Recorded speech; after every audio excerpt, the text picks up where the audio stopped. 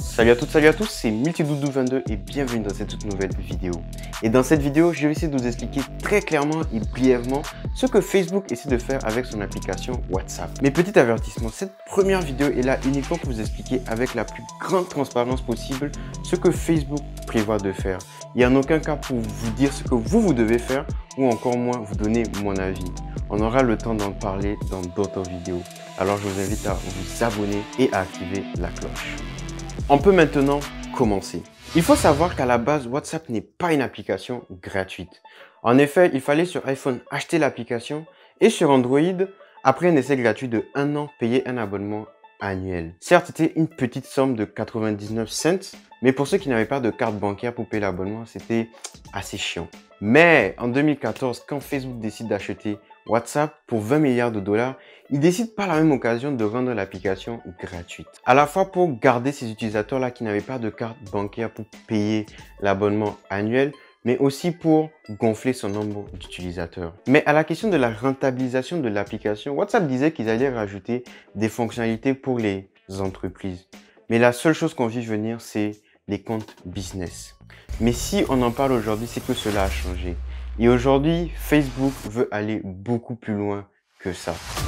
Welcome back. Tonight we're focusing on the fine print of a new privacy policy affecting WhatsApp users. Now, the popular messaging app WhatsApp has come under fire for a new privacy update. Nous sommes 2 milliards à utiliser cette application. On va parler de WhatsApp. Privacy update, which has told users to consent to their data being shared with Facebook or delete their account. En effet, il y a quelques semaines, WhatsApp a fait une mise à jour de ses conditions d'utilisation. Et qu'on ne se le cache pas, cela n'est pas du tout passé inaperçu. Mais qu'est-ce qu'il y a de nouveau dans cette mise à jour qui a autant affolé les foules? Eh bien, c'est un élément assez important et qui dit que maintenant, WhatsApp se réserve le droit de partager avec Facebook les différentes données qu'il récupère sur nous. Ce qui nous amène alors à voir quelles sont les différentes données que WhatsApp récupère sur nous. Eh bien, tout d'abord, WhatsApp récupère le modèle de notre téléphone.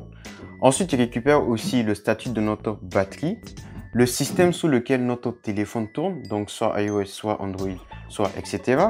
La force du signal de connexion, donc est-ce qu'on est connecté à une antenne qui est loin de nous, est-ce qu'on est connecté à notre routeur qui est loin de nous, etc., etc. Le fuseau horaire dans lequel on se trouve, notre adresse IP, qui est techniquement notre adresse en ligne. Ensuite, il récupère aussi notre fréquence d'utilisation de l'application WhatsApp, notre statut, donc est-ce qu'on est en ligne, est-ce qu'on n'est pas en ligne, les détails des groupes, donc vous savez dans les groupes WhatsApp on peut mettre des détails, il récupère ça aussi. Il récupère également notre photo de profil et l'actu de notre profil, donc la petite phrase qu'on met en dessous de notre profil. Oui, ça fait vraiment un gros paquet de données. Mais comme pour le constater, il y a des données qui ne sont pas enregistrées par WhatsApp. Et il s'agit principalement des appels, des historiques d'appels et des messages qui restent encryptés de bout en bout, donc lisibles par personne, même pas par WhatsApp. Mais toutes ces données que WhatsApp récupère, on peut bien se demander à quoi ça va leur servir. Eh bien, ils répondent tout simplement que elles vont servir à améliorer nos communications avec les entreprises. Car en effet, WhatsApp veut intégrer une sorte de système de boutique dans leur application, comme c'est déjà le cas dans la version indienne de WhatsApp, dans laquelle on peut retrouver déjà un système de boutique et un système de paiement. WhatsApp nous obligeait à accepter ces différentes conditions d'utilisation avant le 8 février, sinon on verrait notre compte désactivé. Et il ne cachait pas le fait de nous inviter à quitter l'application si on n'était pas du tout d'accord. Mais le 15 janvier, sous la pression de tous ces utilisateurs qui commençaient à quitter l'application et l'affolement créé par la divulgation de fausses informations, WhatsApp décide de reculer cette date au 15 mai. En conclusion, ce qu'il fallait donc retenir, c'est que Facebook, après avoir acheté WhatsApp pour 20 milliards de dollars en 2014, cherche aujourd'hui la meilleure des façons pour monétiser son achat. Et ce, en utilisant une grosse partie de nos données, mais toujours pas nos conversations personnelles. Merci beaucoup d'avoir regardé la vidéo. Je vous invite à laisser un gros like si cela vous a plu.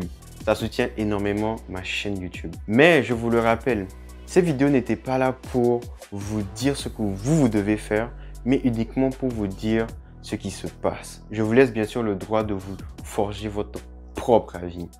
Mais n'oubliez pas quelque chose. À partir du moment où quelque chose est gratuit, c'est que c'est vous le produit.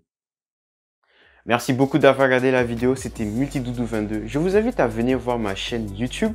On parle très souvent de technologie et cela pourrait bien vous plaire. Alors je vous invite à venir faire un tour, à vous abonner, à activer la cloche pour être averti de lorsque je poste de nouvelles vidéos. En ce moment, je carbure quand même pas mal. Et merci beaucoup d'avoir regardé la vidéo. C'était Multidoudou22 et à la prochaine. Inch'Allah.